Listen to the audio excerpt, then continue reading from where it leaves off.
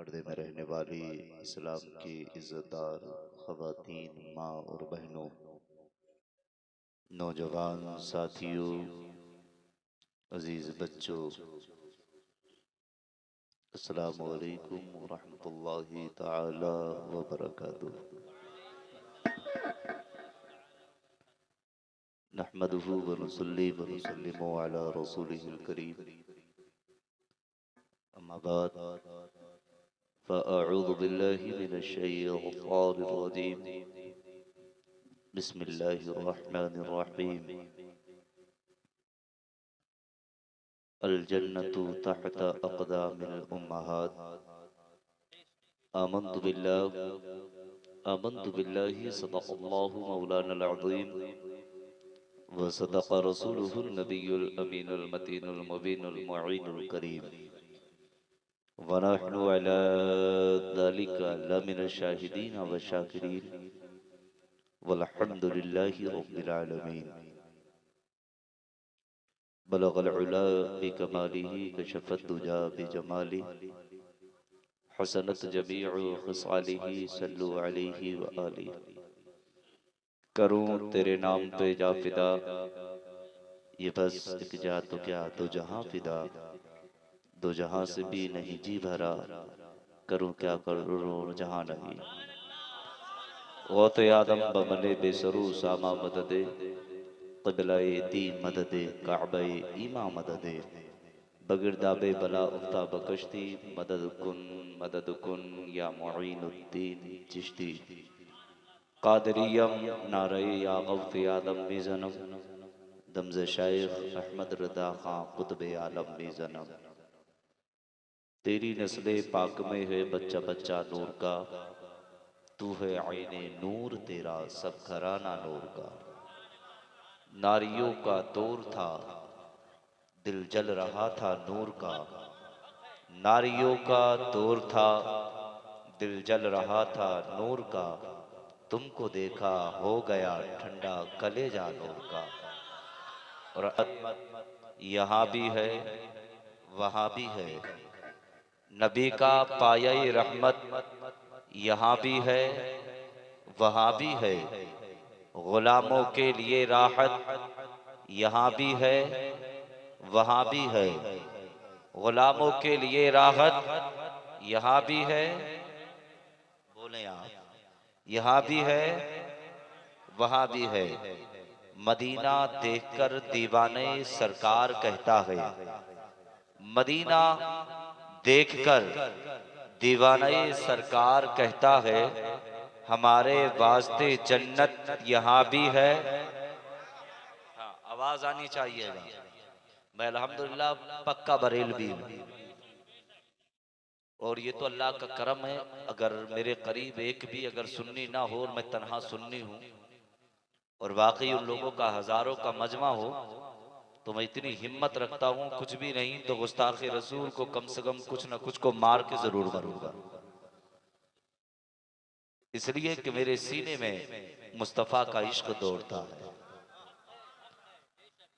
मेरे सीने में आला हजरत की मोहब्बत जागी हुई है, मेरे बाजुओं में इज्जतदार माँ का दूध जमा है। इसलिए मुझे दुनिया की परवाह नहीं, मुझे आमना के लाल की मोहब्बत चाहिए। हमें जिएंगे तो नबी की मोहब्बत में, और मरेंगे तो नबी की मोहब्बत में, और गुस्ताखे रसूल को मारेंगे तब भी नबी की मोहब्बत में। इसलिए ना, हम जिएंगे तो नबी की मोहब्बत में, मरेंगे तो नबी की मोहब्बत में। मुझे एक बात ये बताओ, ये महफिल सजाने से फिर फायदा क्या है? अगर मुस्तफ़ा की महफिल से कुछ मुस्तफ़ा की बातें सुनकर अगर तुम अमल ना करो, तो फिर ये शाम से लेकर के फजर तक महफिलों में बैठने का फायदा क्या है? जब मुस्तफ़ा की महफिल में आया करो।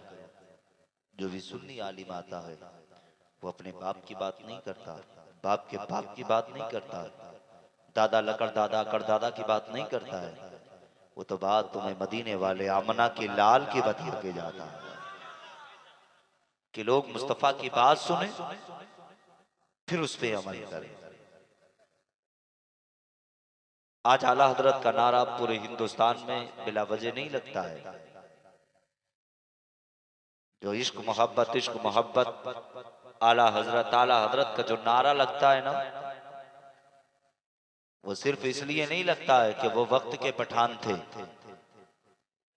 इसलिए नहीं लगता है कि वो अमीर थे, दौलत उनके पास ज्यादा थी, इसलिए नहीं लगता कि वो बरेली पे रहने वाले थे, बल्कि अहमद रजा का नारा जो लगता है, इसलिए जितनी भी मेरे रजा ने जिस दिन से बरेली की धरती पे अहमद रजा पैदा हुए और पैदा होने के बाद जितनी सांसें मेरे रजा ने बरेली शरीफ की धरती पे ली हैं, हर सांस से इश्क मुस्तफा की खुशबू आती रही है।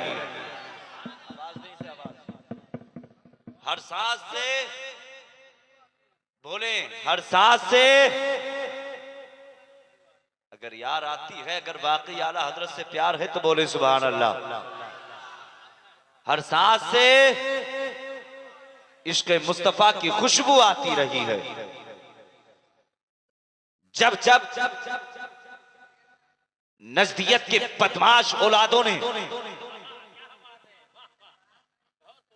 इन खबीस बदतमीज हराम की औलादों ने जब जब मेरे मुस्तफा की शान में गुस्ताखियां की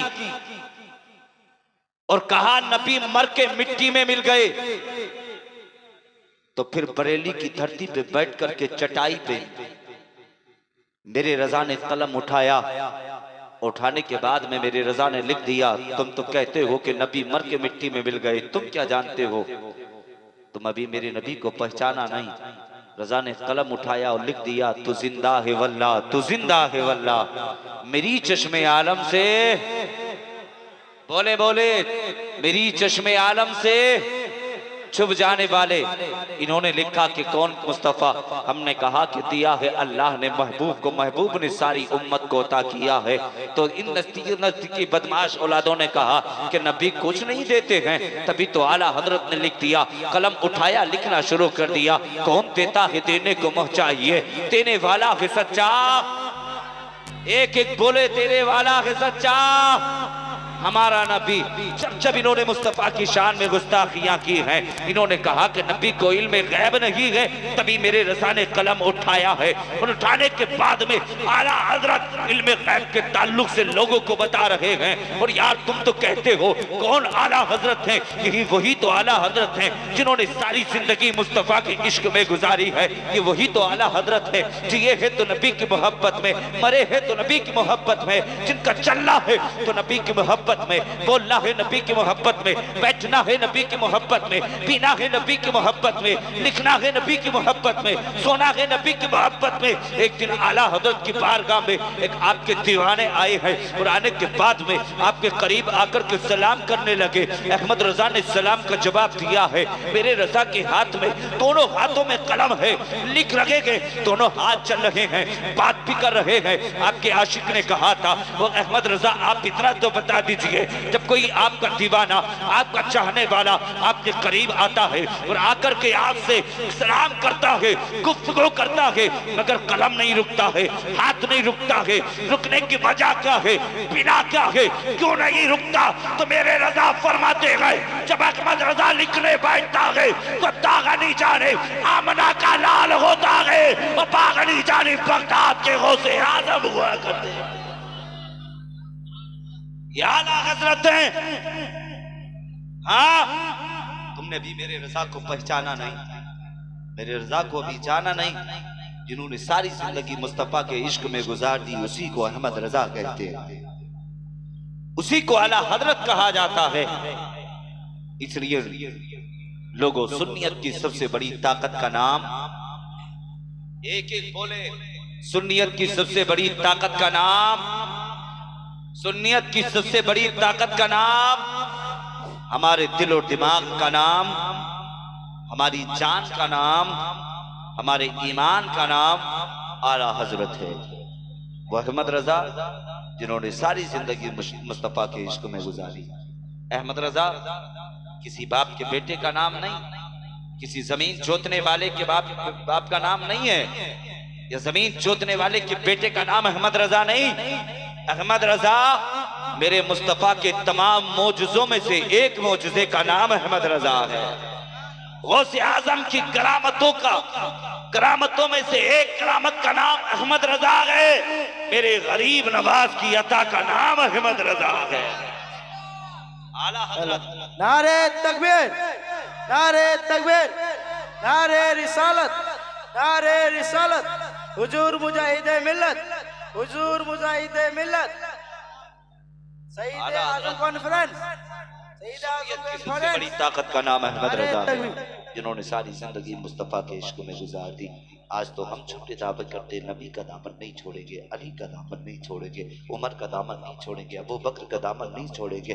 हम झूठे दावे किया करते हैं। ओ यारो, अगर तुमने दामन पकड़ा होता, नबी से सच्चा प्यार किया होता, नबी से सच्चा इश्क किया होता, तो फिर अपने चेहरों से दाढ़ियां ना मुड़ाते, अपने सरों से टोपियां ना उतारते। आज देखो जितने बैठे हैं रजा के दीवाने, जिन जिनके सरों पे टोपियां हैं, कितना प्यारे चेहरे लग रहे हैं, कितने अच्छे लग रहे हो। अगर काश तुमने मुस्तफा की सुन्नत को चेहरे पे सजाया होता, अगर मुस्तफा की सुन्नत को तुमने नालियों में न बहाया होता, और यार जब फिर तुमने मुस्तफा के किरदार को अपनाया होता, लिबास तुम्हारा फिर इस्लामी होता, चेहरों पे तुम्हारी दाढ़ियां होती, सरों पे तुम्हारी टोपियां होती, तो फिर जिन रास्तों से गुजर के तुम जाते तो लोग कहते ये कोई दुनिया तार का दीवाना नहीं, मुस्तफा जाने रहमत का वफादार जा रहा है, मुस्तफा का आशिक जा रहा है, मुस्तफा का मस्ताना जा रहा है, मुस्तफा का चाहने वाला जा रहा है। आज तुमने अपने चेहरों से दाढ़ियां मुटा करके तुमने अपनी पहचान को खत्म कर रखा है। मुझे इतना तो बता दो, एक पहचान तो दुनिया के लिए थी कि दुनिया वाले देखते तो ये कहते ये मुस्तफा का दीवाना आ रहा है,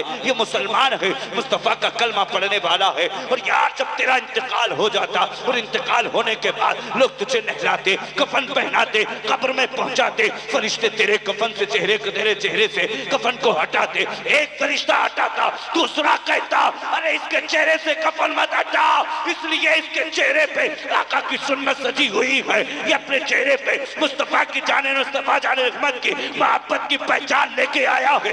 इधर इतना कहते, उधर आका देख के मुस्कुरा जाते, वो कहते फरिश्तों चेहरे से कफन क्यों हटाते हो, ये दुनिया में भी मेरे तराने खा के आया है, अब इसे लेने के लिए आमना का लाल आ गया। नारे तकबीर, नारे तकबीर, नारे रिसालत, नारे रिसालत। सरजमीने अडोर, सरजमीने अडोर, अडोर के सुन्नी मुसलमान, अडोर के सुन्नी मुसलमान, बच्चों महिला के नौजवान कमेटी, बच्चों महिला के नौजवान कमेटी। नारे तकबीर। फिर तुम कैसे मुसलमान हो? तुम के झूठे दावे करते हो हम नबी का दामन नहीं छोड़ेंगे, अली का दामन नहीं छोड़ेंगे। मुझे इतना बताओ, जिस हुसैन से वादा करते हो कि हुसैन का दामन नहीं छोड़ेंगे, अली का दामन नहीं छोड़ेंगे, मुझे इतना बता दो कि उन्होंने मुस्तफ़ा की सुन्नतों को नहीं अपनाया था, उन्होंने मुस्तफ़ा के किरदार को नहीं अपनाया था, उन्होंने मुस्तफ़ा के अखलाक को नहीं अपनाया था। अरे हुसैन तो नबी का नवासा है, और यार ये वो हुसैन है जिसने नाना से वादा किया था, और नाना आज तो तुमने अपने नवासे के लिए सजदा लंबा किया है, कल एक दिन वो आएगा कि आपका नवासा आपके इस्लाम की खातिर करबला की धरती पे इतना लंबा सजदा करेगा कि जब तक कयामत आएगी हुसैन का सर सजदे में रहेगा। और नाना जब दुनिया को जिंदा किया जाएगा तो सजदे से नवासा सर तब उठाएगा कि जब नाना तेरा हुक्म होगा, इधर तेरा हुक्म होगा, उधर परवरदिगार का इशारा होगा। ये हुसैन है जिन्होंने नाना की मोहब्बत में अपने आप को कुर्बान कर दिया, करबार को कुर्बान कर दिया। तो फिर तुम कैसे दीवाने हो, तुम कैसे आका के चाहने वाले हो, फिर आका के कैसे मस्ताने हो। और यारो जब महफिलें सजाया करो, मुस्तफा की महफिल में आया करो, ये अकीदा कर लिया करो दुनिया छूटे तो छूट जाए मगर मुस्तफा का दामन नहीं छूटने पाए। अपनी जिंदगी को अच्छा बनाओ। मुझे एक बात तो बताओ यार, फिर हमारा इन जलसों को सजाने का फायदा क्या है, महफिलों को सजाने का फायदा क्या है? इसलिए अगर महफिलें सजाया करो तो मुस्तफा के किरदार को अपनाया करो, मुस्तफा के अखलाक को अपनाया करो। आला हज़रत ने सारी जिंदगी मुस्तफा के इश्क में गुजारी।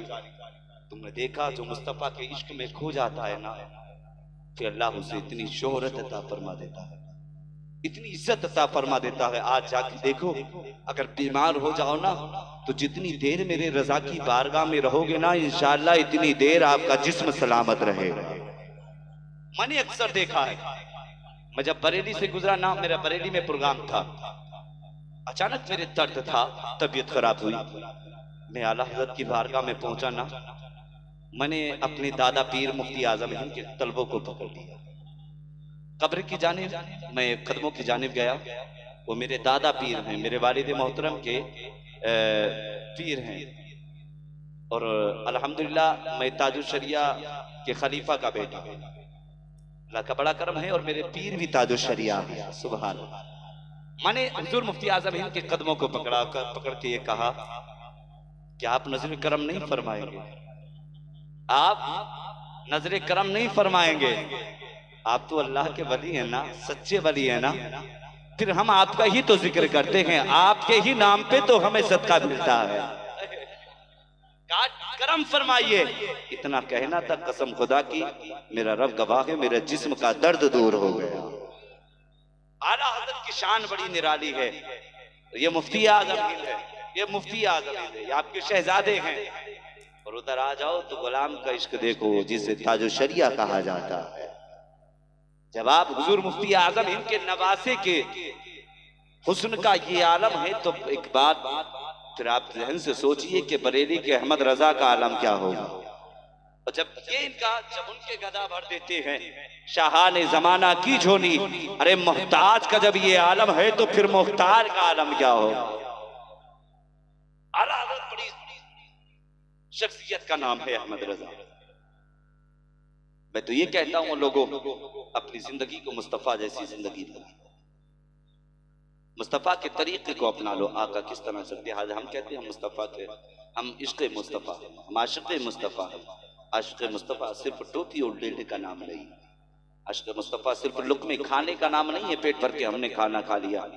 आशिक़ मुस्तफा उसको कहते हैं जो मुस्तफा के किरदार को अपना लेता है, कि मुस्तफ़ा किस तरह चलते थे, मुस्तफ़ा किस तरह बैठते थे, मुस्तफ़ा किस तरह सोते थे, मुस्तफ़ा किस तरह बोलते थे। आज हम तो ये कहते, हम कहते मुस्तफ़ा का दामन नहीं छोड़ेंगे, मुस्तफ़ा से प्यार करते। हमारा तो ये हाल ये हो चुका है, भाइयों के हक हमने मारने शुरू किए हैं, गरीबों का दिल हमने दुखाया है, यतीमों को हमने रुलाया है, बेवाओं को हमने रुलाया है। हमारे हाल तो ये है, एक बात तो बताओ यारो, आज कोई हमारे दरवाजे पे आ जाए, हमारे हाल ये हैं, भाई भाई का आज होता हुआ नजर नहीं आ रहा है। अगर घर के अंदर भाई की कोई फंक्शन है ना, तो फिर अपने भाई की दावत नहीं करता है, दूसरे लोगों को अपने दस्तरखान बुलाता है, और बुलाने के बाद में उन्हें अच्छी अच्छी ग़िज़ाएं खिलाता है। मगर भाई से इतना नाराज हो चुका है कि एक मर्तबा जाकर के भाई के दरवाजे पे ये नहीं कहता है, और भाई मेरे घर के अंदर फंक्शन है, तुझे भी तशरीफ लाना है, तेरे बच्चों को भी आना है, सबको आना है। मगर भाई इंतजार करके बैठा है, काश मेरा भाई मेरे दरवाजे पे आएगा, मुझसे आकर के कहेगा आ भाई मेरे घर चल, हाथ पकड़ के मुझे लेकर के जाएगा।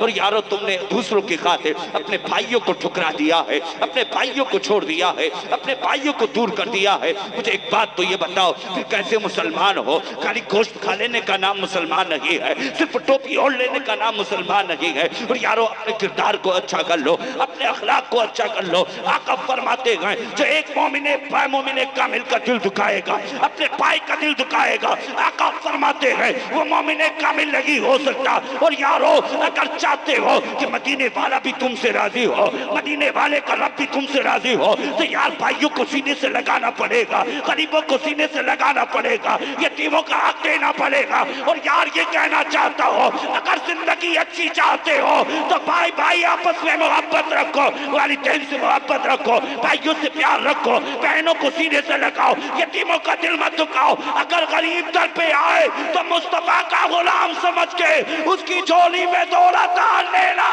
इधर देना तेरा काम है, इधर तुम मुस्कुराएगा, उधर मदीने वाला मुस्कुरा जाएगा। हमारे हाल ये कि भाई के घर पे चटनी और हमारे घर पे मुर्ग मुसल्लम चल रहा है।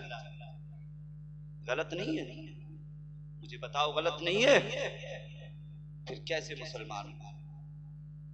प्रोग्राम अगर करो ना जल से अगर सजाओ ना मुस्तफ़ा की महफिलें अगर सजाओ ना तो यार फिर मुस्तफ़ा की प्यारी प्यारी सुन्नत को बयान किया। मुस्तफ़ा के किरदार को अपनाओ। अगर इश्क देखना चाहते हो तो मेरे नबी के बिलाल का इश्क देखो। बोले सुभान अल्लाह। और तड़प के बोले नबी का इश्क, बिलाल का इश्क देखो। कितना प्यार बिलाल मेरे नबी से करते थे, नबी बिलाल से किया करते थे। क्या था? सिर्फ एक मर्तबा मुस्तफा का चेहरा बिलाल ने देखा, एक मर्तबा चेहरा बिलाल ने देखा और देखकर मुस्तफा के कदमों पर बिक गई। कितनी मोहब्बत बिलाल नबी से करते थे। मक्के की सरजमीन है, आमना का लाल है, और उसी मक्के की सरजमीन पर नबी का गुलाम बिलाल। हजरत बिलाल ये कौन है? उमैया के गुलाम थे। रोने की आवाज मुस्तफा के कानों से टकराई, कान से टकराई। रोने की आवाज आई ना, आमना के लाल के कदम ठहर गए, मुस्तफा के कदम ठहर गए। आज हम देखते हैं ना, चुराहों पर आज इस्लामी की शहजादियों के सरों से नकाब उतारा जा रहा है, उनके जिस्म से लिबास खींचा जा रहा है। आज बताओ, उनकी इज्जत से खेला जा रहा है, और यही मुसलमान उसी रास्ते से गुजर के जा रहा है। तो इसकी इतनी हिम्मत नहीं होती कि जाकर के एक इस्लामी बहन के सर से जो दुपट्टा खींचा जा रहा है जाकर के उसकी हिफाजत कर सके, उसकी जान की हिफाजत कर सके, उसकी इज्जत बचा सके। नहीं जाता ना मुसलमान भाई, फिर कैसे मुसलमान? मेरे आका फरमाते, हातिम ताई की बेटी थी, मेरे सरकार की बारगाह में आई, सर से दुपट्टा उतरा हुआ। आका ने देखा, अपनी नूरानी चादर उतारी और हातिम ताई की बेटी के सर पे रख दिया। आकर कहने लगी, मेरे फरमा सरकार फरमाते, कैसे आना हुआ? कहा, या रसूल अल्लाह, मेरे खानदान वाले मेरी इज्जत से खेलना चाहते हैं, मेरे सर से दुपट्टा उतारना चाहते हैं। इतना जब कहा ना, आका मेरी जान की हिफाजत फरमाए। सरकार ने अपनी नूरानी चादर उतारी, हातिम ताई की बेटी के सर पे रख दी। आका के साथी फरमाती, या रसूल अल्लाह, ये तो हातिम ताई की बेटी है, सरकार आपकी नूरानी चादर इसके सर पे। आका फरमाते हैं, बेटी बेटी हुआ करती है, वो चाहे मुसलमान की बेटी हो या गैर मुस्लिम की बेटी हो। सरकार फरमाते, बेटी बेटी हुआ करती है। एक बात बता दो, आज बेटियों के सरों से दुपट्टे खींचे जा रहे हैं कि फिर क्यों है हम उन चीजों से दूर? कयामत के आसार नहीं है तो फिर क्या है? तुम्हें डर नहीं लगता? कब्र में तुम्हें नहीं जाना है, मरना नहीं है तुम्हें नहीं, कब्र में जाना है, मुस्तफा को चेहरा दिखाना है। और यार कुछ काम ऐसे करके जाओ कि इधर से जाओ तो दुनिया वाले मुस्कुराएं, कब्र में पहुंचो तो आमना का लाल मुस्कुरा जाए। कम से कम ऐसे अमाल करके जाओ। हज़रत बिलाल, रोने की आवाज आई, मुस्तफा के कदम ठहर गए। आका के कदम ठहरे, फिर मेरे मुस्तफा जिधर से वो रोने की आवाज आई ना, मुस्तफा ने अपने कदमों को उधर बढ़ा दिया, कदम उठाए, फिर आका चलने लगे। फिर उस दरवाजे पे पहुंचे जिस दरवाजे से रोने की आवाज आ रही थी। मुस्तफा जान रहमत पहुंचे, दरवाजे पर जाकर दस्तक दी, आवाज आई, वो आने वाले, दरवाजा खुला है, अंदर आ जा। दरवाजा खुला है, अंदर आ जा। मुस्तफा ने अपने कदम उठाए, अंदर गए। जाने के बाद में क्या देखा? एक काली सूरत वाला है, मोटी मोटी आंखें हैं, नाक मोटी है, होठ मोटे है, भयानक चेहरा है। मुस्तफा ने देखा ना, जैसे ही देखा ना, आंख में आंसू है, हाथ में चक्की है। मुस्तफा जान रहमत करीब पहुंचे, कहने लगे, मेरे आका फरमाते, और रोने वाले, रोने की वजह क्या है, बिना क्या है? मगर पूछने वाले ने कहा था, रोने वाले ने कहा था, ओ आने वाले, तेरा नाम क्या है? कौन है मक्के की सरजमीन पे जो किसी से आकर के किसी के दिल का हाल पूछ सके, किसी की आकर के किसी की खबर ले सके? इतना कहना था। उस बिलाल ने कहा था, ओ आने वाले, पहले तू अपना नाम बता। मुस्तफा फरमाते, नहीं, मुझसे पूछने की जरूरत नहीं है, मगर तू अपनी रोने की वजह बता। रोने की बिना क्या है, रोने की वजह क्या है? बिलाल ने कहा था, रोने की वजह तो ये है, मैं उमैया का गुलाम हूँ, इसी ने पीछने के लिए मुझे नाज दिया है, चक्की चलाने के लिए ये चक्की मेरे करीब रखी है। कहा, अगर नाज नहीं पीसता हो तो फिर आकर के मुझे मेरा आकर के उमैया मुझे पीटेगा, मेरी पिटाई करेगा, मुझे तंग करेगा। कहा मैं इसलिए रो रहा हूँ, मेरा सर दर्द करता है, जिस्म पे बुखार है। कहा जिस्म दर्द के मारे टूटा जा रहा है। इतना कहना था, मेरे आका ने अपनी नूरानी चादर उतारी है और उतारने के बाद में हजरत बिलाल के हाथ में दी है और बिलाल के हाथ में देने के बाद मुस्तफ़ा जान रहमत फरमाते हैं और ले रोने वाले, तू उमैया का गुलाम है, इसे सर के नीचे रख ले और रखने के बाद आराम कर ले। इतना कहना था। हज़रत बिलाल कहते हैं अगर मैं इसे सर के नीचे रख के आराम करूंगा तो फिर मेरा आटा कौन पीसेगा, मेरा आटा कौन पीसेगा। कहा मैं जिसका गुलाम हो वो आकर के मुझे तंग करेगा, वो आकर के मुझे सख्त करेगा, तंग करेगा, फिर आकर के डांटेगा। इतना कहना था। मेरे मुस्तफा फरमाते हैं ले चादर लगा ले सर से, आराम कर ले, आराम करना तेरा काम है, चक्की चलाना ये मेरा काम है। इतना कहना था। बिलाल लेटे हैं मुस्तफा की चादर अनवर को लेकर के, अजय से ही सर रखा, आंख लगी है। मुस्तफा जाने रहमत ने उस चक्की की तरफ हाथ बढ़ाया है। इतने में जिब्रील अमीन तशरीफ लाए हैं, आकर के अर्ज करने लगे या रसूल अल्लाह, अरब की तरफ से पैगाम आया है, ओ जिब्राइल जब मेरा महबूब के करीब चला जा, महबूब चक्की ना चलाए उससे पहले जाकर के चक्की को तू चलाना शुरू कर दे। इतना कहना था। आका की बारगाह में आकर के जिब्राइल ने सलाम किया था। कहते हैं या रसूल अल्लाह चक्की आप नहीं चलाएंगे बल्कि आपका गुलाम जिब्राइल चक्की चलाएगा। इतना कहना था। मुस्तफा फरमाते गए और जिब्राइल चक्की तो नहीं चलाएगा बल्कि चक्की मुझे चलानी है, और सिर्फ चक्की नहीं चलाना बल्कि मेरे आका फरमाते गए किसी का दिल अपनी तरफ भी करना है। इतना कहा है। मुस्तफा ने चक्की को चलाना शुरू किया है, आटा पीसा है, चलने लगे हैं। बिलाल की आंख खुली है, मुस्तफा के कदम पकड़ लिए हैं। बिलाल कहने लगे वो जाने वाले जरा अपना नाम बता के तो चला जा। आका फरमाते हैं अगर कल जरूरत पड़ेगी तो कल फिर आ जाऊंगा। कहा पुकारना तेरा काम है, आना ये मेरा काम है। आका कहे हैं। दूसरा दिन आया है, मुस्तफा तशरीफ लाए हैं, फिर बिलाल आराम कर रहे हैं, मुस्तफा चक्की चला रहे हैं। आका ने चलना शुरू किया है, बिलाल ने तलवों को पकड़ लिया है। कहा यार आने वाले आज तो नाम बता के जाना पड़ेगा। मुस्तफा फरमाते हैं मैं कल आऊंगा, कल अपना पता बता के चला जाऊंगा। इतना कहना था। तीसरा दिन आया है, मुस्तफा के कदम आए हैं। आका ने फिर चक्की को चलाया है, चलना शुरू किया है। बिलाल ने तलवे पकड़ लिए हैं। कहा तो नाम बताना पड़ेगा। इतना कहा। मुस्तफा फरमाते हैं मुझे अना मुहम्मदुर रसूलुल्लाह कहा जाता है। इतना कहना था। बिलाल कदमों पे गिर गए। बिलाल ने कहा ओ जाने वाले तरगा मत जा बल्कि बिलाल को अपना कलमा पढ़ाता चला जा। इधर इतना कहा था। मुस्तफा ने कलमा पढ़ाया है, बिलाल ने कलमा पढ़ा है। आका चलने लगे हैं। मुस्तफा फरमाते हैं ओ बिलाल अभी अपने कलमा पढ़ने का ऐलान मत कर देना। कहा इसलिए ऐलान कर दोगे तो तुम्हें तताया जाएगा, तुम्हें तड़पाया जाएगा, तुम्हें रुलाया जाएगा। कभी ऐलान मत कर देना। मगर बिलाल के दिल में नबी की ऐसी चाहत जागी, नबी की ऐसी मोहब्बत जागी। बिलाल अगर कोई चक्की चला रहे हैं तो मुस्तफा का कलमा पढ़ रहे हैं, बकरियां चगा रहे हैं तो मुस्तफा का कलमा पढ़ रहे हैं, काम कर रहे हैं तो मुस्तफा का कलमा पढ़ रहे हैं। ये बिलाल है। चक्की एक दिन चक्की चला रहे थे, उमैया की नजर पड़ी है बिलाल पर। बिलाल के करीब आए हैं और आकर के कहने लगे ओ बिलाल ये तू किसका कलमा पढ़ रहा है, ये तू किसका नाम ले रहा है। इतना कहना था। बिलाल ने कहा जिसे मोहम्मदुर रसूलुल्लाह कहा जाता है, जो आमना का लाल है, कहा उसका कलमा पढ़ रहा हो। कहा ओ बिलाल तू उसका कलमा क्यों पढ़ता है, गुलाम मेरा है। बिलाल ने कहा था अगर तेरी हुकूमत बिलाल के जिस्म पे चलती है तो मोहम्मद की हुकूमत बिलाल के दिल पे चला करती है। बिलाल ने कहा था कि जैसे ये दिल मोहम्मद को दे चुका हो, कहा अगर अब ऐसा नहीं हो सकता कि बिलाल किसी और को अपना दिल दे सके, इसलिए ये दिल आमना के लाल की मोहब्बत पे कुर्बान हो। सुभान अल्लाह, सुभान अल्लाह। नारे तकबीर, नारे रिसालत, मसला के आला हजरत, मसला के आला हजरत, उलमाए अहले सुन्नत, उलमाए अहले सुन्नत। नारे तकबीर, सैयदुल अंबिया कॉन्फ्रेंस, नारे रिसालत, नारे रिसालत।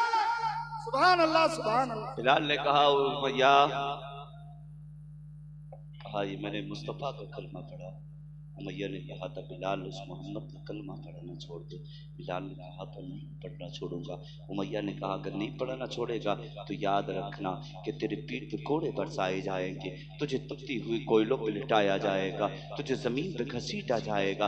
बिलाल से कहा था तेरे जिस्म के टुकड़े टुकड़े कर दिए जाएंगे। हजरत बिलाल ने कहा था कि ओह कहने वाले की बात तो याद रखना, जिस मोहम्मद की मोहब्बत में मैंने अपने आप को कुर्बान कर दिया है, जिसे मैं दिल दे बैठा हूँ, अगर उसकी मोहब्बत में अगर जिस्म के टुकड़े टुकड़े होंगे तो बर्दाश्त कर सकता हूँ। कहा बिलाल को घसीटा जाए ये बर्दाश्त कर सकता हूँ, बिलाल को रुलाया जाए बर्दाश्त कर सकता हूँ, मगर मुस्तफ़ा का दिया हुआ ईमान मैं नहीं छोड़ सकता, मुस्तफ़ा का दिया हुआ ईमान मैं नहीं दे सकता। इतना कहना था। बिलाल को सताया जा रहा है, बिलाल को तड़पाया जा रहा है, बिलाल को तपते हुए दहकते हुए कोयलों पे लिटाया गया, यहाँ तक कि बिलाल के जिस्म से खाल पिघल करके जमीन पे गिरने लगी है। बिलाल की पीठ पे कोड़े बरसाए जा रहे हैं, मगर बिलाल ने मुस्तफ़ा का कलमा पढ़ना नहीं छोड़ा। और यार आज तुम कैसे मुसलमान हो? आप नबी की शान में गुस्ताखियां की जाती है, अगर शान नबूवत के शान में उंगलियां उठाई जाती है तो तुम अपने घरों के अंदर पेट भर के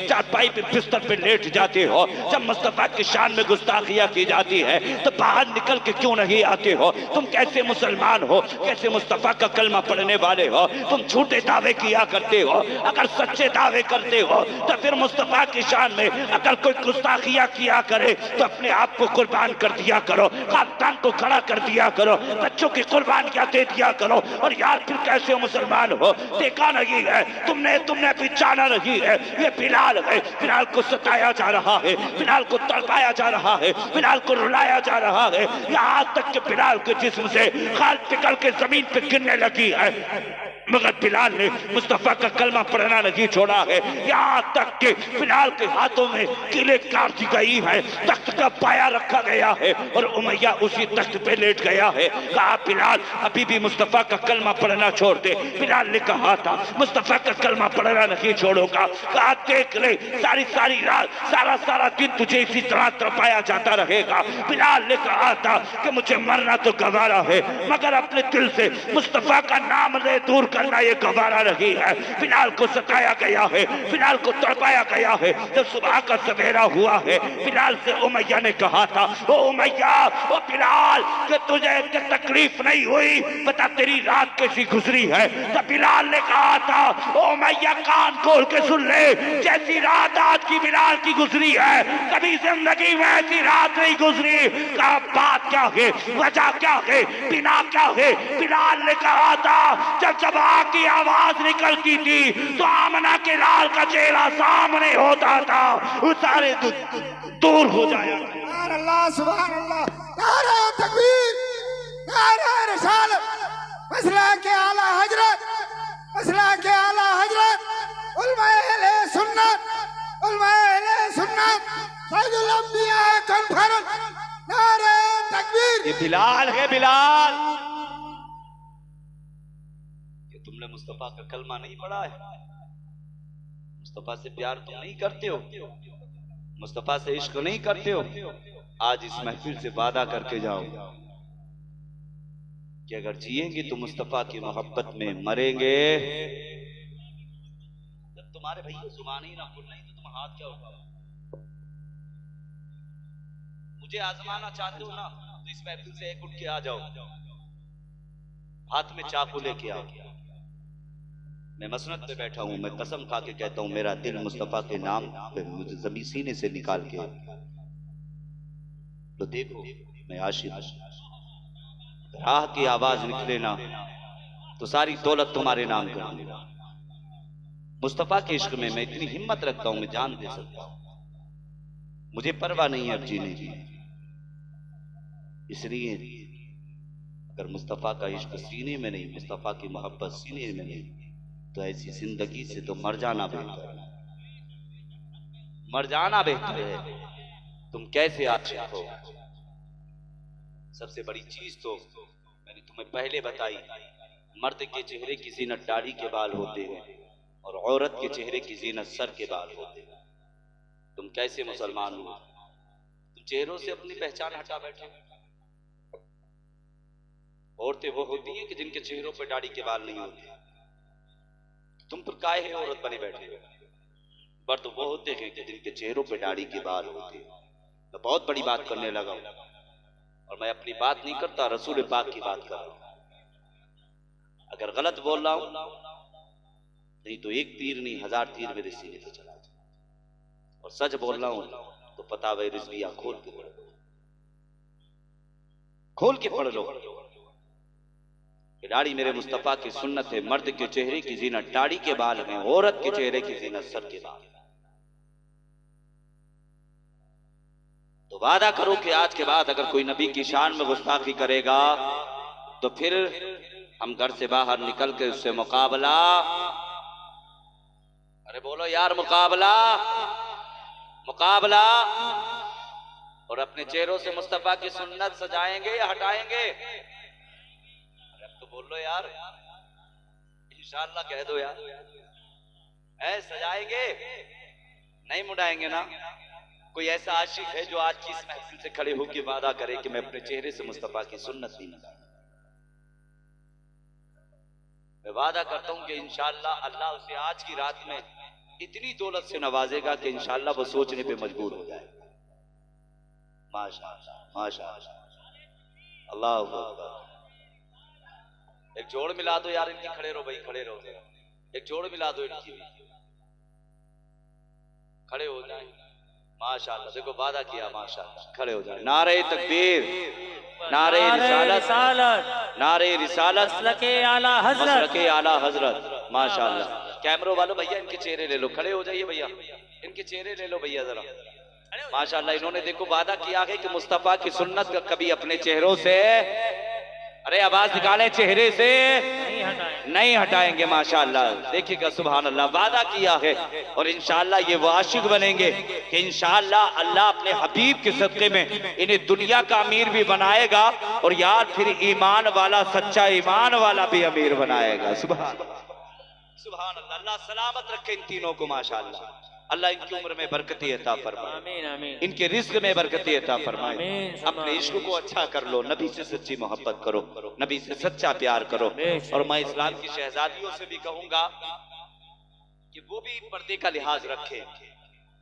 अगर घर से निकला करें ना तो सर से लेकर पैर तक उनका जिस्म ढका होना चाहिए, उनका जिस्म ढका होना चाहिए। औरत के माने पर्दे के हैं, इसलिए कल नबी की शहजादी फातिमा ज़हरा को जाकर ये क्या चेहरा दिखा दिया। मैं इनके लिए भी कहता हूं कि ये भी जब घर से निकला करें तो इस अंदाज में निकला करें कि इनके हाथ छुपे हों, पैर छुपे हों, आंखें छुपी हों, सर छुपा हो, सर से लेकर पैर तक ऐसा लिबास होना चाहिए कि किसी भी गैर मुहर्रम की नजर इनके जिस्म पे ना पड़ सके। आज सबसे ज्यादा हम देखते हैं हमारी इस्लाम की शहजादियां आज सबसे ज्यादा हल्के लिबास में नजर आती हैं। आज इस्लाम की शहजादियों को मुझे बताओ कि इन्हें जलील करने का निशाना नहीं बनाया रखा, इज्जत से नहीं खेला जा रहा है इनकी। नहीं, इनको भी चाहिए कि ये भी पर्दे के लिहाज से कदम निकाले। माँ बाप को चाहिए कि अल्लाह ने अगर बेटे दिए हो तो कुरान पढ़ना सिखाए, कुरान की तिलावत करना सिखाए, कुरान का कारी बनाए, कुरान का हाफिज बनाए। रब ने बेटियां दी हो तो अपनी बेटियों को आलिमा बनाए, कारिया बनाए, कुरान पढ़ने वाली बनाए। जब बेटियां घर में कुरान पढ़ती है ना तो अल्लाह की रहमतें हुआ करती हैं, अल्लाह की बरकतें हुआ करती हैं, अल्लाह की नेमतें बरसा करती हैं। मगर घर के अंदर आज के दौर में हम देखते हैं कि हाथों में अखबार तो होते हैं मगर कुरान नजर नहीं आते। आज इस्लाम की शहजादियों को आज हमने दूर किया, हमारी खुद हमारी गलती भी है। उसकी वजह बिना यह है कि काश हमने नमाज फजर के लिए अपने बच्चों को उठाया होता, नमाज पढ़ना इन्हें सिखाया होता। इनके हाथ में अगर हमने कुरान दिया होता तो बेटियां नमाज भी पढ़ती, कुरान भी पढ़ती। हमने अपने शहजादों को उंगली पकड़ कर अगर मदरसे पहुंचाया होता तो बेटा कुरान का कारी बनता, कुरान का हाफिज बनता। आज हमारे हाल यही है कि असल मदरसा बच्चे के लिए मार बाप की गोद होता है।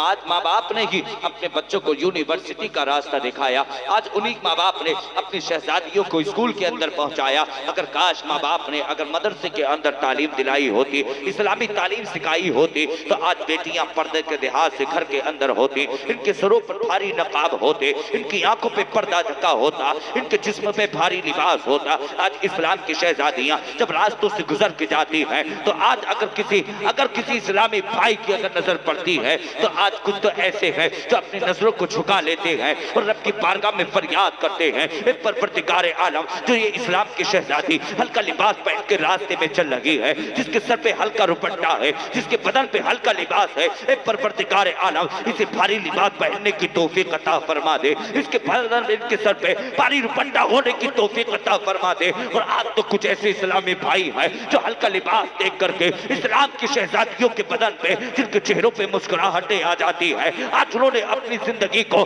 शैतानी जिंदगी बना रखा है। और इस्लाम की शहजादियों अगर चाहती हो वकार अच्छा हो, अगर चाहती हो जिंदगी अच्छी हो, अगर चाहती हो कि समाज अच्छा हो, तो फिर घर में रहो तो कुरान की तिलावत किया करो, घर में रहो नमाज पढ़ा करो, घर के अंदर रहा करो, पर्दे के लिहाज से रहा करो। मुझे इतना तो बता दो कि वो नबी की शहजादी फातिमा नहीं थी कि जिसे आसमान ने कभी नंगे सर नहीं देखा है, क्या उसने पर्दा नहीं किया है? अगर कल मैदान महशर के दिन नबी की शहजादी फातिमा ने तुमसे सवाल कर लिया तो फिर नबी की शहजादी को कौन सा चेहरा दिखाओगी? वो इस्लाम की शहजादियों अपने किरदार अच्छे कर लो। मैं इस्लामी भाइयों से कहूंगा कि औरत के माने पर्दे हैं, अगर रब ने बेटियां दी हो तो घर के अंदर पर्दे के लिहाज से घर के अंदर रखना। उस बच्चे को नबी की शहजादी फातिमा की जिंदगी बताना कि नबी की शहजादी फातिमा ने जिंदगी कैसे गुजारी है। और यार अगर चाहते हो अपना समाज अच्छा, आज हम तो ये देखते हैं जब घर की इज्जत चली जाती है तो फिर सर पे हाथ रख के बैठते हैं कि आए ये क्या हो गया है। बेटी घर से कदम गलत उठा दे तो फिर आंख में आंसू होते हैं। काश तूने अपनी बेटी को मुस्तफा जाने रहमत की सच्ची तालीम दी होती। अगर मुस्तफा जाने रहमत की शहजादी फातिमा का तरीका बेटी को सिखाया होता तो आज तेरी इज्जत पे कोई हमला ना करता, आज तेरी बेटी घर से बाहर ना कदम निकालती, आज किसी दूसरे के साथ में हाथ पकड़ के रास्ते में ना चलती। और इस्लाम की शहजादियों इसलिए मैं कहना चाहता हूँ और शहजादों अगर इज्जत चाहते हो, अगर रब ने बेटे दिए हो तो हुसैन आजम का किरदार अदा कर दो। अगर बेटी दी हो तो नबी की शहजादी फातिमा ज़हरा की जिंदगी होने वाले। सुभान अल्लाह। नारे तकबीर, नारे रिसालत, मसलके आला हजरत, मसलके आला हजरत, फैज़ाने हुजूर ताजुश शरिया। नारे तकबीर, नारे रिसालत। कैसी जिंदगी है? नहीं वो भी थे पहले जमाने में। देखो पहले जमाने का हाल तो ये था, तो डेग रोशन है, अच्छी लाइटें लगी हुई है, शानदार माइक है, ऊपर शामियाना लगा है, नीचे कालीनें बिछी हैं। आज तो बैठने के इंतजाम भी अच्छे हैं, मगर वो दौर था कि जिस दौर में माइक नहीं होते थे, खाली बस बैठ करके थोड़ी सी तालीम दी जाती। मगर उसी जिंदगी का एक नौजवान था जो कि महफिल में जाके बैठा और किसी ने बताने वाले किसी आलिम ने गुफ्तगू की। उसने कहा कि आका फरमाते हैं कि जिस घर के अंदर बेटियां पैदा होती हैं उस घर में अल्लाह की रहमत बरसा करती है।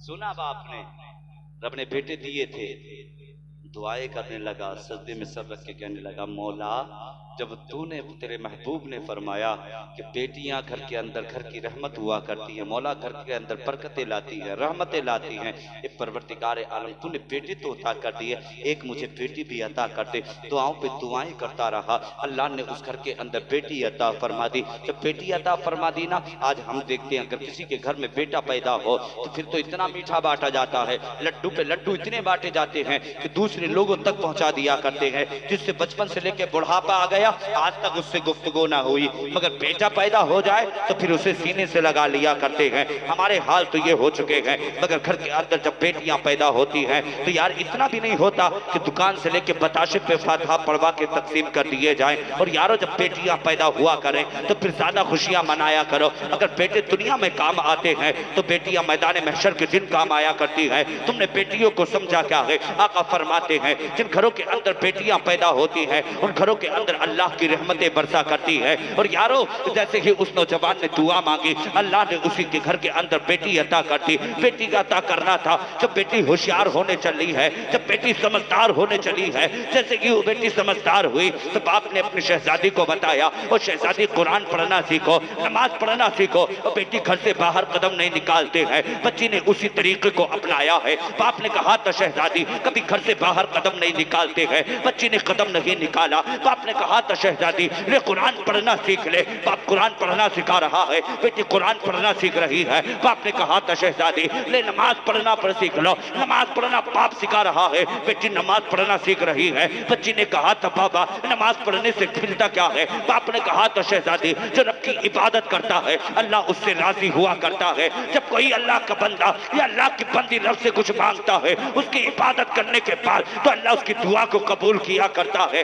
बच्ची ने कहा था बाबा ये कुरान पढ़ने से मिलता क्या है? बच्ची ने बाप ने कहा था वो शहजादी जब कुरान पढ़ा जाता है तो अल्लाह घर में बरकतें अता फरमाता है, अल्लाह घर में अंदर रहमतें अता फरमाता है। बच्ची ने कुरान पढ़ना भी सीखा है, घर से बाहर कदम नहीं निकाला है, नमाज पढ़ना बच्ची ने सीखा है। और यारो जब बच्ची जवान हो गई है तो बाप ने अपनी शहजादी के लिए अपने दोस्तों के करीब पहुंचा है। और जाने के बाद दोस्तों से कहा था ओ यारो अब मेरी बेटी जवान हो गई है, मैं चाहता हूँ अपनी बेटी का हाथ रख दिया जाए, मैं चाहता हूँ बेटी की शादी कर दी जाए। कहा बेटी के लिए अच्छा कोई रिश्ता तलाश करो। उसके दोस्तों ने कहा था फला के पास इतनी जमीन है, फला के पास इतनी दौलत है, फला के पास में इतनी गाड़ियां हैं। सबने अपने अपने मशवरे दिए थे। तो बाप ने कहा था और यारो एक बात याद रखना मुझे दुनिया की दौलत की जरूरत नहीं है। कहा मेरी शहजादी मुस्तफा जाने रहमत की सच्ची वफादार है, मेरी शहजादी कुरान पढ़ना जानती है, नमाजी भी है। और आज तक शहजादी ने घर से बाहर कदम नहीं निकाला है। दोस्तों ने कहा कहना क्या चाहते हो? कहा मेरी बेटी जैसी बेटी है वैसा बेटा होना चाहिए। कहा चाहते क्या हो? कहा अगर बेटी कुरान की तिलावत करने वाली है तो बेटा भी किसी मस्जिद का इमाम होना चाहिए। सुभान अल्लाह, सुभान अल्लाह, बहुत बोले सुभान अल्लाह। बेटा भी किसी मस्जिद का इमाम होना चाहिए। यारों ने कहा यार तू कैसी बात करता है? आज तो दुनिया के अंदर दौलत वाले देखे जा रहे हैं। जो बड़ी दौलत वाला होगा, जो बड़ी दौलत वाला होगा, जिसके पास में बहुत पैसा होगा, जिसके पास में जमीन अच्छी होगी, जिसका कारोबार अच्छा होगा, आज तो लोग उसकी बेटी को तलाश कर रहे हैं। मगर तू सिर्फ एक मस्जिद का इमाम देख रहा है। आज हमारे हाल तो ये हो गए हैं, हम जब तलाश करते हैं ना रिश्ते बेटियों के लिए तो हम जेंटलमैन देखते हैं कि ये देखना है कि खड़े से पेशाब किसका बेटा करता है, ये देखना है कि किसका बेटा है जो सबसे ज्यादा झूठ बोलता है, हमें देखना है किसका बेटा है जो जेंटलमैन है। और यारो ये मत देखा करो, बल्कि देखा करो कि जिसके घर पे जाया करो ना और बेटियों के जब रिश्ते किया करो तो ये देखा करो कि मुस्तफा जान रहमत का वफादार है या नहीं, नमाजी है या नहीं, रोजेदार रोजा रखने वाला है या नहीं, ज़कात देने वाला है या नहीं। यार ये देखा करो अगर बेटे के चेहरे पे मुस्तफा की सुन्नत सजी है या नहीं। अगर तूने अपनी शहजादी के लिए अगर ऐसा रिश्ता तलाश किया तो यार दुनिया में तेरी बेटी इधर मुस्कुराएगी उधर मदीने वाला मुस्कुरा जाएगा। और याद रखना फिर दुनिया भी अच्छी होगी, आखिरत भी अच्छी होगी। बाप ने बेटी के लिए रिश्ता तलाश किया है, बार बार रिश्ते देख रहा है, महीने गुजर गए, पर एक दिन वो आया कि बेटी के लिए रिश्ता तलाश करते करते एक मुस्तफा जाने रहमत के वफादार जैसा रिश्ता मिला, मुस्तफा के आशिक का रिश्ता मिल चुका है। कहा वो रिश्ता कैसा था? कहा इसके चेहरे पे मुस्तफा की सुन्नत सजी है, चेहरे पे आका की सुन्नत सजी हुई है। कहा यार नमाजी भी है, इबादत गुजार भी है, कुरान पढ़ने वाला भी है। बाप ने कहा था जैसे ये देखा बच्चे का चेहरा, कहा मुझे पसंद है। लोगों ने कहा कि जमीन नहीं पूछी, कहा कारोबार नहीं पूछा। बाप ने कहा था मुझे दौलत की जरूरत नहीं है, मुस्तफा जाने रहमत के सच्चे गुलाम की जरूरत है। चेहरा देखा है, देखने के बाद में आकर के वापस आया है और आने के बाद में घर पहुंचा है। वो पहुंचने के बाद शहजादी के करीब गया है और जाने के के बाद में शहजादी ने कहा था पापा कहाँ से आए हो,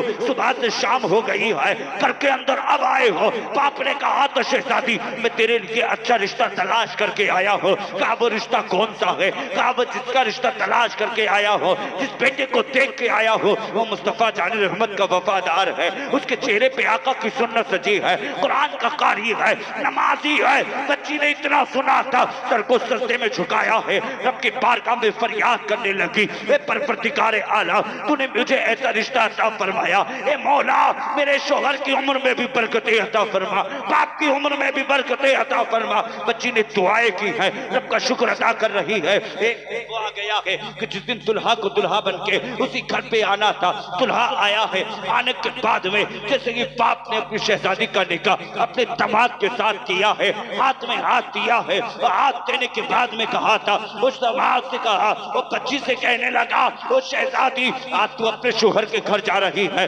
याद रखना आज तक तो हक तेरे बाप का तुझ पे था, अब मुझसे ज्यादा तेरे शोहर का हक है।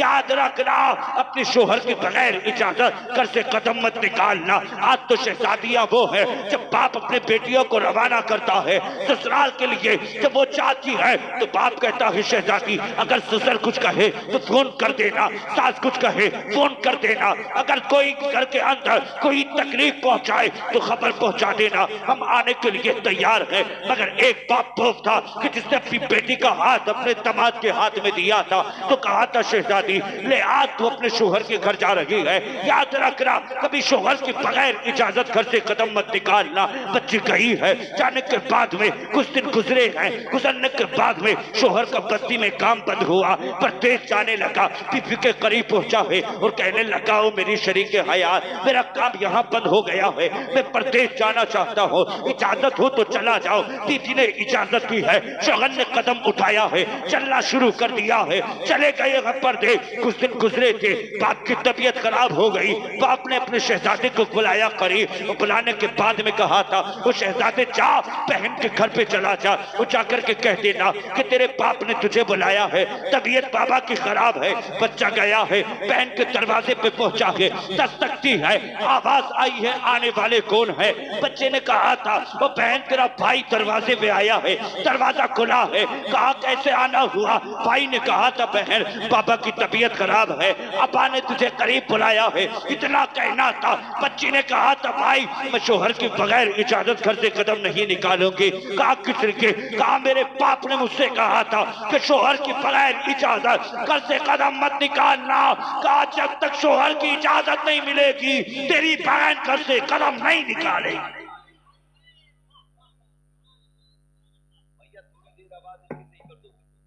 कदम नहीं निकालेगी। मगर आज अगर झगड़े हो जाए ना, घर में कोई रपड़ा हो जाए तो डायरेक्ट भाई को फोन, बाप को फोन। क्या हुआ? शोहर ने मारा। क्या हुआ? जी ससुर ने मारा। क्या हुआ? सासू माँ ने बहुत सताया। ले फोन कर रही है, शर्म नहीं आ रही? अल्लाह ने सबसे बड़ा मर्तबा तेरे लिए तेरे शोहर का बनाया, शोहर का बनाया है। बाप ने कहा शहजादी जहाज को अपने शोहर के घर जा रही है, मगर याद रखना शोहर की बगैर इजाजत घर से कदम मत निकालना। बच्ची ने अमल किया, शोहर गया परदेश, बाप की तबीयत खराब हुई। एक दिन गुजरा, बच्चा वापस आया, कहने लगा बाबा बाहर ने मना कर दिया। कहा क्या मना किया? उसने कहा कि अपनी शोहर की बगैर इजाजत घर से कदम नहीं निकालूंगी। इतना कहना था ना तो आपकी आंख में आंसू आ गए, फिर ज्यादा तबीयत खराब हुई। दूसरा दिन आया, फिर बाप ने कहा ओ शहजादे जब बहन के करीब चला जा, वो जाके कहते ना बाबा की तबीयत ज्यादा खराब है। कहा तुझे बाबा ने बुलाया है? भाई गया है, फिर दरवाजे पे जाके दस्तक दी है, आवाज आई है कौन आया है? भाई ने कहा है बहन तेरे दरवाजे पे तेरा भाई आया है, दरवाजा खुला है। कहा कैसे आना हुआ? कहा फिर बाप ने बुलाया है। बहन ने कहा कि अभी मैं बगैर शोहर की इजाजत घर से कदम नहीं निकालूंगी। इतना कहना था, भाई की आंख में आंसू है, रोता हुआ बाप के करीब पहुंचा है। बाप ने कहा ओ शहजादे क्या हुआ? कहा बहन ने फिर इनकार कर दिया है। इतना कहना था, बाप की आंख में आंसू है, रोने लगा, माँ भी रो रही है। हत्तल इम्कान भाई जाता रहा, बहन वापस करती रही, शोहर की बगैर इजाजत नहीं आई। आखिरी वक्त वो आ गया, बाप का इंतकाल हो गया। बाप का इंतकाल हुआ, ऐलान हुआ फला के बाप का इंतकाल हो गया है। बेटी के कान में खबर पहुंची है कि मेरे बाप का इंतकाल हो गया। आंख में आंसू थे, घर के अंदर मुसल्ला बिछाया, रब की इबादत करने लगी, कुरान की तिलावत करने लगी और कहा परवरदिगार आला, परवरदिगार आला, जिस बाप ने मुझे मेरे इस शोहर के घर के अंदर पहुंचाया है, परवरदिगार आला इसी बाप की ओ बाप को जन्नतुल में आला मकाम अता फरमा। परवरदिगार आला मेरे बाप के बचपन से लेकर के जवानी तक, बुढ़ापे तक जितने भी गुनाह हुए हैं, अपने हबीब के सदक़े में मौला मेरे बाप के गुनाहों को माफ कर दे। बहन बेटी दुआओं पे दुआएं मांग रही है, आंख में आंसू है। अब तलीम कान यहाँ तक के बाप को कफन पहनाया गया, नहलाया गया, कफन पहनाया गया। इंतजार किया जा रहा है, शायद बेटी आने वाली होगी, बेटी आने वाली होगी। लोगों ने जनाजा उठाना शुरू किया है। माँ ने कहा था बाप के जनाजे को अभी ना उठाया जाए, और जनाजा रखा गया है। कहा किसी के कहा हो सकता है अगर बेटी बाप के जीते जी ना आ सकी है तो बाद मरने के बाप का चेहरा देखने आ रही हो। बाप के जनाजे को रखा गया है, इंतजार किया गया है, मगर बेटी बाप के जनाजे पे ना आ सकी है। वक्त काफी हो गया, लोगों ने कहा कि बेटी नहीं आ सकी है, लोगों ने उठाना शुरू किया है। माँ ने कहा था जनाजे को लेकर के पहले कब्रिस्तान मत जाना, बल्कि इसके जनाजे को लेकर के पहले बेटी के दरवाजे पे जाना। वह जनाजे को उठाया गया है, उठाने के बाद वे बेटी के दरवाजे पे लेकर जनाजे को पहुंचे हैं। और जाने के बाद दस्तक दी है, आवाज आई है आने वाले कौन है। बच्ची किसे कहा कि दरवाजे पे तेरे बाप का जनाजा आया है, इतना कहना था। बच्ची ने कहा सारे लोग सामने से हट जाएं, सब हट गए। ये तब पर्दा आज देखते हैं, अगर दरवाजों पे आकर कोई फकीर आकर के किसी चीज की सदाका करने लगे, दरवाजे पे आकर दस्तक दे दे, तो आज इस्लाम की बेटियां जाकर के दरवाजे को खोला करती हैं। तुम क्या मालूम नहीं है कैसे पर्दे हैं तुम्हारे। और यार हमने तो यहाँ तक के देखा है आज दरवाजों पे पर्दे मिलते हैं, मगर इनके सरों पे पर्दे नहीं होते, टीपियों पे पर्दे होते हैं, मगर इनके बदन पे पर्दे नहीं होते। फिर कैसी इस्लाम की शहजादियां हो, मगर देख वो भी इस्लाम की शहजादी थी। कहा सारे लोग दरवाजे से हट जाए, दरवाजे से सब हट गए। बच्ची ने दरवाजा खोला है, और दरवाजा खोलने के बाद में फिर कहा जनाजे को लाकर अंदर रख दो। अंदर रखा गया है, रखने के बाद में सारे लोग बाहर गए हैं, दरवाजा बंद किया है। बच्ची बाप के करीब गई है, और जाने के बाद में बाप के कदमों को छुआ है, पकड़ने लगी है, चूम कर रोने लगी और कहा बाबा जब तेरी तबीयत खराब होती थी तो तू अपनी शहजादी को बुलाता था, और बुलाकर कहता था वो शहजादी आकर के कदमों को दबा दे, और बाबा तेरे पार आकर के तेरे बेटी तेरे कदमों को दबाया करती थी। आज एक मर्तबा अपनी जुबान खोल के इतना तो कहते ओ बाबा वो बेटी आकर के बाप के तलबों को दबा दे, कदम को दबा दे। ओ बाबा आज अपनी जुबान खोल के नहीं कहेगा, आंख में आंसू है, बाप का इंतकाल हो गया है। मरने के बाद न जुबान काम कर रही है, न आंखें काम कर रही है, न जिस्म काम कर रहा है, मगर बेटी की आंख में आंसू है, रो रो के फरियाद कर रही है। ए परवरदिगार आलम मेरे बाप को इतनी ताकत दे दे कि ताकि ये अपनी बेटी का चेहरा देख सके।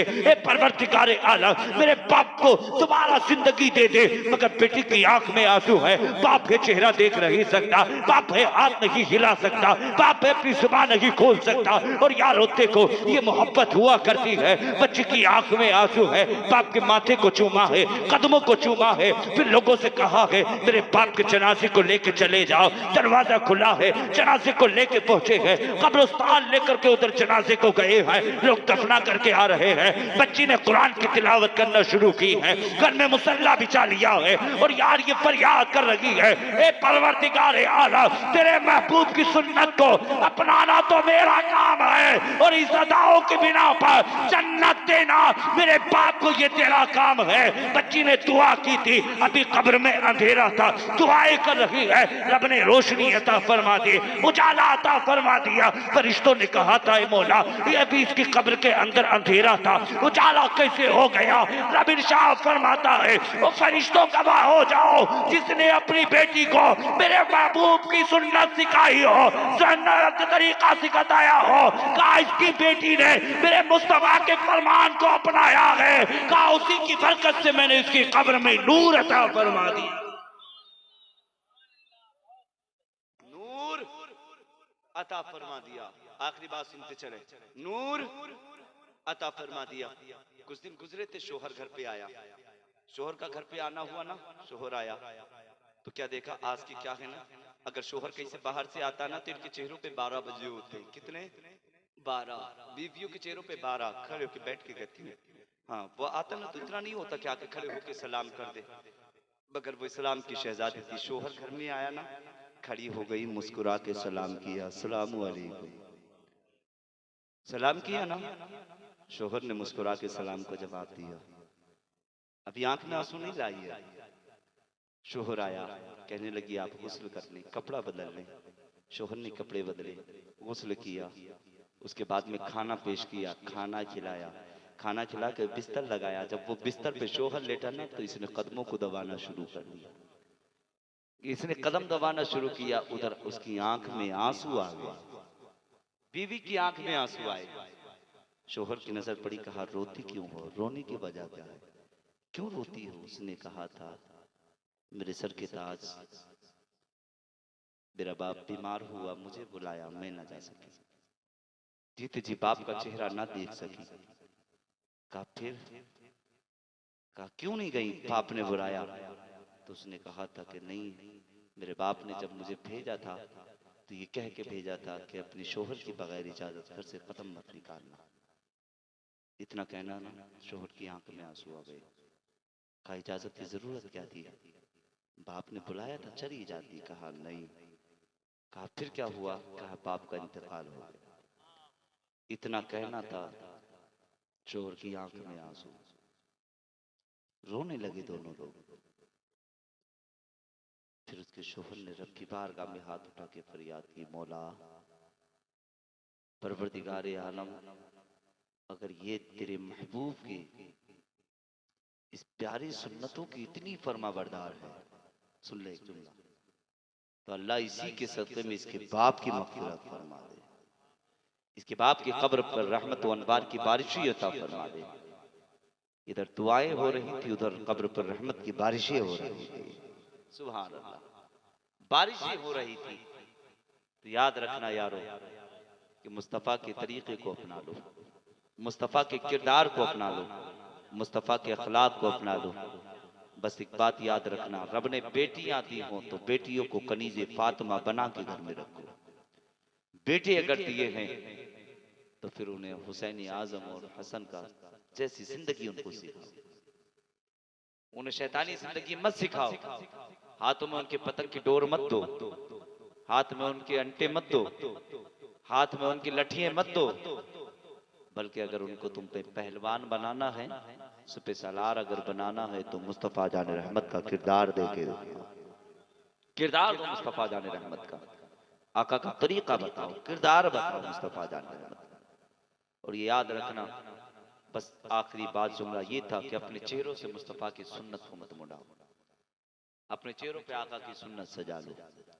याद रखना, जिनके चेहरों पे मुस्तफ़ा की सुन्नत नहीं होती ना, तो मुझे इतना तो बता दो, माँ आका के एक सहाबी हैं जिनके चेहरे पे एक दाढ़ी का बाल चेहरे से हटाया ना, मुस्तफ़ा ने चेहरा फेर लिया। आका के सहाबी कहने लगे सरकार, मैं जब आता तो आप चेहरा देख के मुस्कुराते, आज आपने चेहरा फेर लिया। मेरे मुस्तफ़ा फरमाते हैं कि मैं तेरे चेहरे को देख के नहीं मुस्कुराता था, बल्कि जो तेरे चेहरे पे दाढ़ी का बाल था मैं उसे देख के मुस्कुराया करता था। और यहाँ तो यार हजारों बाल खत्म है, हजारों के करोड़ों होंगे यार, गिनती नहीं होगी इनकी, हो जाएगी नहीं होगी, तो फिर चेहरों से काहे मुड़ाते। इसलिए अपने किरदार को अच्छा कर लें, अपने अखलाक अच्छे कर लें। सिर्फ आपने अगर इन पे से एक बात पे अमल कर लिया तो मेरा बोलना और आपका सुनना कामयाब है। और सबसे बड़ी बात तो इस जलसे की अल्हम्दुलिल्लाह कामयाबी ये है कि हमारे 3 भाइयों ने आज ये तौबा की है, कभी चेहरे से हम दाढ़ी के बाल नहीं मुड़ाएंगे, माशाअल्लाह नहीं मुड़ाएंगे, वादा किया है ना। आज अल्लाह इनको सलामत रखे, अल्लाह इनकी उम्र में बरकत अता फरमाए। अब दामन उठा के मैं एक शेर पढ़ रहा हूँ, बस दुआ मांग ले वो शेर, और उसके बाद में अल्हम्दुलिल्लाह जैसा स्टेज वाले चाहेंगे वैसा प्रोग्राम आपका चलेगा।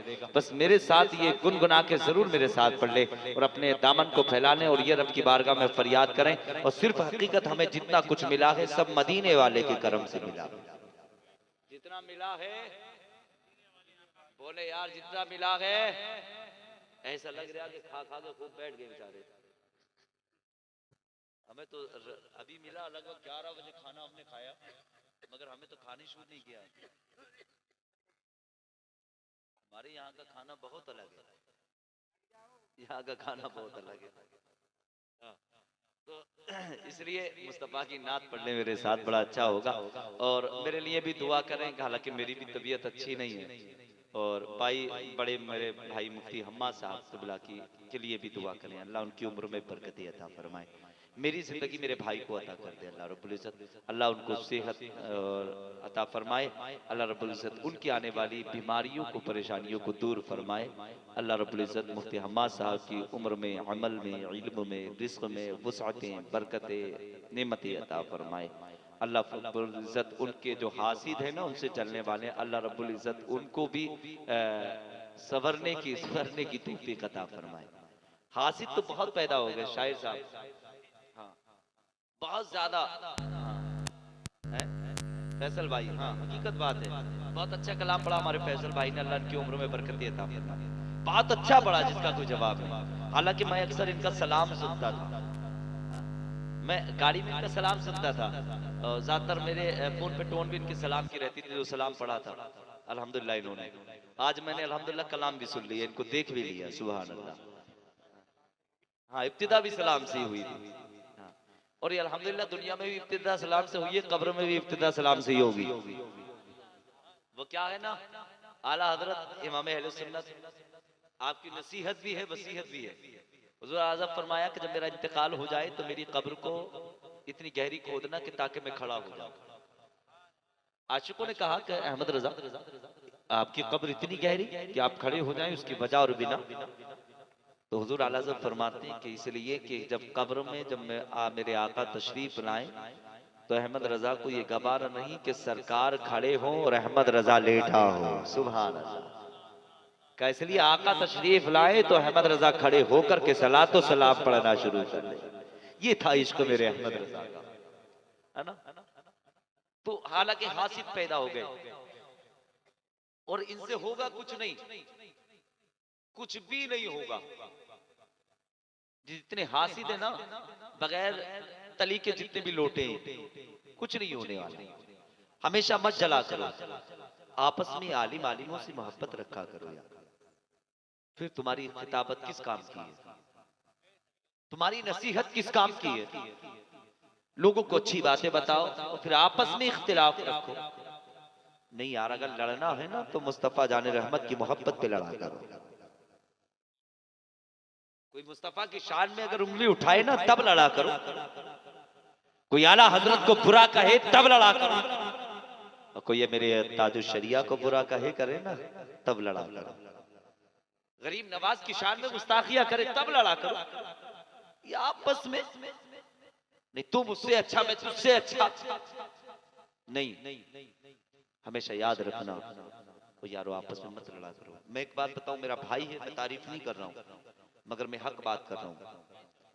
मैंने आज तक अपने भाई के अंदर, मुफ्ती हम्मा साहब के अंदर, आज तक मैंने इतना बड़ा हो गया कि आज तक मैंने किसी के लिए कोई भी इतनी सी किना नहीं देखी।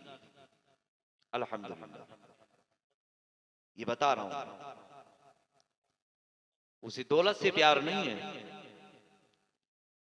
वो मुस्तफा का बहुत बस सच्चा पक्का आशिक है, दीवाना है।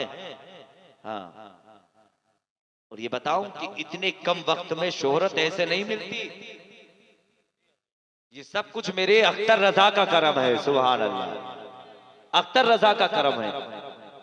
मुफ्ती साहब, हालांकि इनका जहन इतना अजीब था मुफ्ती साहब का कि अगर ये कोई चीज याद करते थे ना तो अब पढ़ते थे, अब याद करते थे, सुबह भूल जाते थे। मेरे वालिद साहब ने कहा कि अच्छा, इन्होंने कहा कि अब्बू मैं सुबह को शाम को याद करता हूँ, सुबह में भूल जाता हूँ। फिर कहा अच्छा, बोले हाँ। फिर ताजुल शरिया के करीब लेके गए और जाके हुजूर अख्तर रजा के हाथ में हाथ दे दिया। सुभान अल्लाह, हाथ में हाथ देना था। अल्हम्दुलिल्लाह, जिसे ये एक मर्तबा देख लेते गए वो दोबारा जहन से नहीं निकलता। ये अख्तर रजा अल्हम्दुलिल्लाह हुजूर ताजुल शरिया का करम है। एक मर्तबा देख लेते वो याद हो जाता। तो इसलिए मेरे यारों, कभी भी किसी आलिम के बारे में बुराई मत किया करो। असजद भी लाजवाब है, अख्तर भी लाजवाब है। असजद भी लाजवाब है, अख्तर भी लाजवाब, कह दूं तो इनके आशिक भी हर सुन्नी भी लाजवाब। अहमद रजा भी लाजवाब है, मुस्तफ़ा रजा भी लाजवाब। इन आशिकों की शान तो बड़ी निराली है। जुल्फ देखी है कि नजरों में घटा देखी है, लुट गए जिसने मोहम्मद की अदा देखी है। ऐसी आशिक थे ये। इसलिए बहुत आला हजरत से सच्ची मोहब्बत करो, आला हजरत से सच्चा प्यार करो। अगर मांगना है ना तो मदीने की तरफ लो लगा के मांगा करो। वो कहते हैं ना जी कि मदीने वाले से क्यों मांगते हो, मदीने वाले से क्या मांगने से मिलता है? तो उनसे कहते हो कि सुबह को उठ के चारपाई से उठ के बीबी से नाश्ता काहे मांगते हो? नाश्ता क्यों मांगते हो? लाओ बीबी नाश्ता लेके आओ, चाय लेके आओ, खाना लेके आओ। अल्लाह से मांगो कि देखते हैं डायरेक्ट आसमान से गिरेगा। रब ने वसीला बनाया। जब मुस्तफ़ा ने जाने रहमत का जब दीदार किया ना था ना मेरे रजा ने, आला हज़रत जब पहुंचे ना मदीना शरीफ, कहा या रसूल अल्लाह चरमन हटाइए, जलवा दिखाइए, चेहरे का दीदार नहीं हुआ। फिर आला हज़रत को जलाल आया और फिर आला हज़रत फरमाते कोई क्यों पूछे तेरी बात रजा, तुझसे कुत्ते हजार फिरते हैं। इतला कहा तो अभी मुस्तफ़ा के चेहरे का दीदार नहीं हुआ। फिर वसीला जब मेरे मुस्तफ़ा ने, मेरे अहमद रजा ने दिया ना, तेरी सरकार में लाता है रजा उसको शफी, जो मेरा गौस है उल्ला डिला बेटा दे। इतना कहना था कि मुस्तफ़ा के चेहरे को अहमद रजा की निगाहें देख रही थी। आला हज़रत फरमाते हैं मैंने मुस्तफ़ा जाने रहमत के लबों को देखा तो इतने बारीक थे कि जिस तरह के गुलाब की पत्तियां बारीक होती हैं। आला हज़रत फरमाते मैंने मुस्तफ़ा के लबों को देखा इतनी बारीक। ये अहमद रजा है जिन्होंने जीते जी मेरे मुस्तफ़ा के चेहरे का दीदार किया। तो मांगना है तो फिर लो लगाओ मदीने की तरफ और इस अंदाज में मांगो और ये पुकारो और यही अंदाज में पुकार के कहो, हाथ उठा के बोलो सुभान अल्लाह।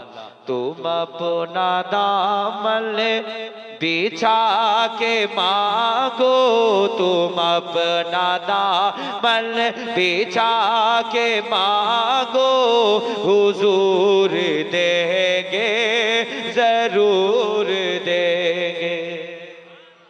अच्छा आप भी अगर मेरे साथ पढ़ ले तो कितना अच्छा होगा। हुजूर देंगे। अगर वाकई सच्ची माँ का दूध पिया है ना, जायज दूध पिया है तो पढ़ लो मेरे साथ। हाँ, और अगर डब्बे का दूध पिया है तो खामोश हो जाओ। हाँ, अगर वाकई माँ का दूध पिया तो आवाज निकाल के कह दो हुजूर देंगे जरूर देंगे, दिलों को कासा बना के मांगो, दिलों को कासा बना के मांगो, हुजूर देंगे जरूर देंगे, हुजूर देंगे जरूर देंगे। करीम दाता रहीम आका के दर पे कोई कमी नहीं है कि करीम दाता रहीम आका के दर पे कोई कमी नहीं है, कि दर पे कोई कमी नहीं है। गुलाम आंसू बहा के मांगो, गुलाम आंसू बहा के मांगो, हुजूर देंगे जरूर देंगे। गुलाम आंसू बहा के मांगो, हुजूर देंगे जरूर देंगे। लबों को अपने घा खोल के मांगो, हुजूर देंगे जरूर देंगे। आखिरी शेर पढ़ रहा हूँ अता हुआ कि जहां से मौला अली ने मांगा, जहां से हर एक वली ने मांगा, कि जहां से मौला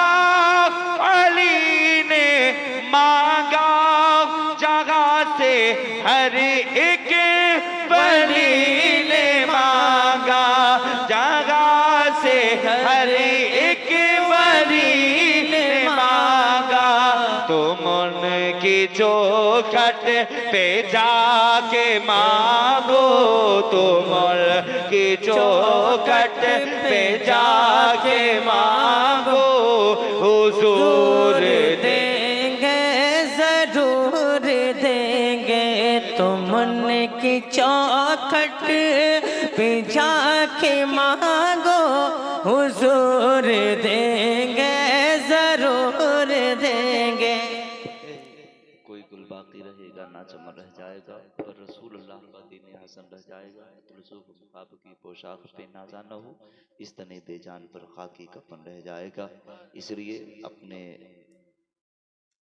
दामन को साफ कर लो, अपने सरों को रब की बारगाह में झुका लो, दिलों को मुस्तफ़ा की बारगाह में झुका लो, अपने अकीदे पुख्ते कर लो, अपनी ज़िंदगी को संवार लो। याद रखना, दुनिया अच्छी है तो कब्र की मंजिल अच्छी है, कब्र की मंजिल अच्छी है तो याद